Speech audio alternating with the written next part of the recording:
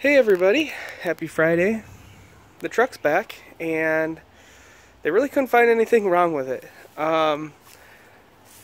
Like I said in the other video, it started up just fine before the tow truck got there, and the same thing pretty much happened for the mechanic. So he went, started it up, it ran fine, brought it into a shop, put it on the scanner and scanned it for any codes or anything, you know, that would have popped up. nothing popped up. Then he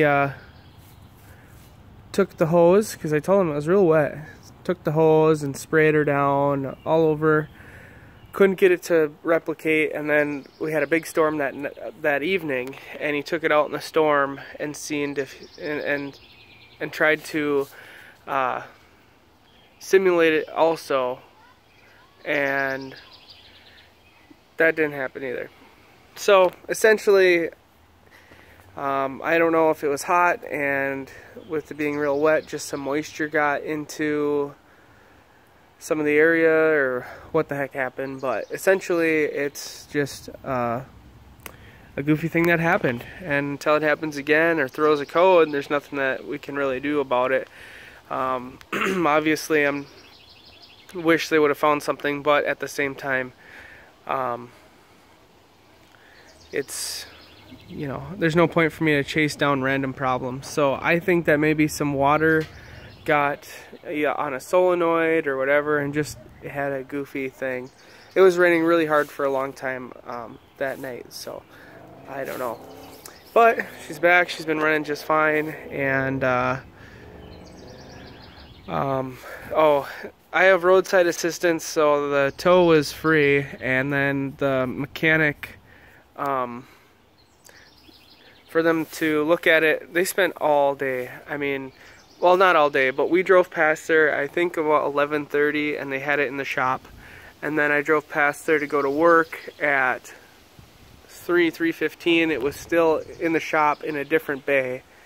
And then, like I said, he took it out later on. So they really did spend a decent portion of their day trying to figure it out. They charged me, it was just 25 bucks. So relatively cheap. Normally the scan's like 80 bucks. So relatively cheap for them to sit there and try to figure it out all day long. Other than that, went and got some parts for the camper. Not sure how much I've really updated you guys on this camper, but the leaf springs, the old ones, were really worn out and saggy. And in the past, somebody had the wonderful idea of notching out this frame and adding in a brace, if you will.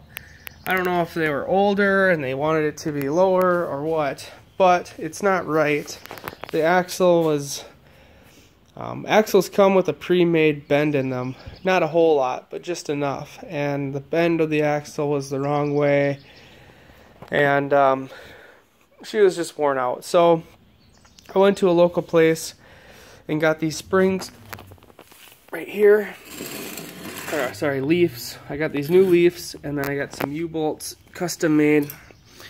The old ones were so rotted or rusty or whatever, even with WD-40 and a hot torch, they weren't coming off very easy. So I just cut them off. It was faster that way. And one of the biggest things that I got was I got an electric impact, because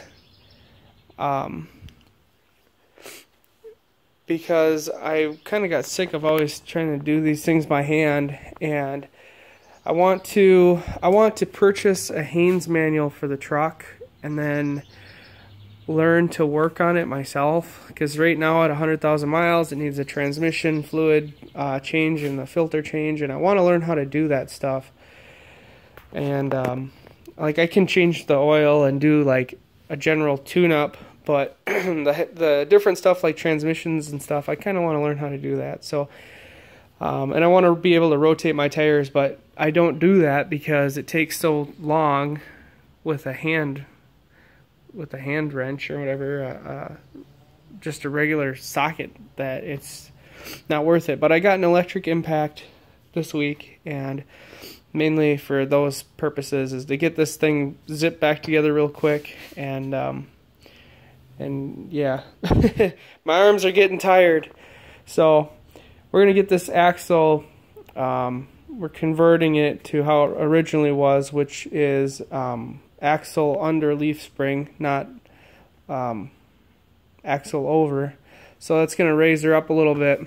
And also those new leaf springs should be not much stiffer and make for a better experience towing this thing, because it was really bumpy and this back bumper almost dragged every time you went in and out of any sort of gas station. So other than that, a couple other things coming, but we'll get to those when we do. I was thinking maybe this weekend when I'm working on this at night, I can do a live stream for you guys, so keep an eye out for that. It'll probably be around 10 o'clock or so on Saturday. Now, it is up in the air if I'm working tomorrow. We're kind of swamped, so obviously if I work, I work. I'm not gonna I guess say no to some double time right now, but yeah, this is a big project. The other things I have that are on their way are 4 jack stands for each corner. I'm sick and tired of doing it the old-fashioned way, and so I ordered some crank-up jacks because they're relatively inexpensive. And yeah, so other than that, I'm thinking of going fishing one of the days this weekend. I want to go fishing and make a video about it, either fishing or metal detecting, since I kind of got into that. But I'm thinking fishing one of these days, and work on this thing, get this thing ready to go, and we should be set up. But I'm gonna head in because Sam's in there and hang out with her for a bit. But yeah, thanks for watching, guys, and kind of update you on what's going on. Yeah, so the truck is good and we're working on the camper. All right, hope you guys have a good weekend. Talk to you later.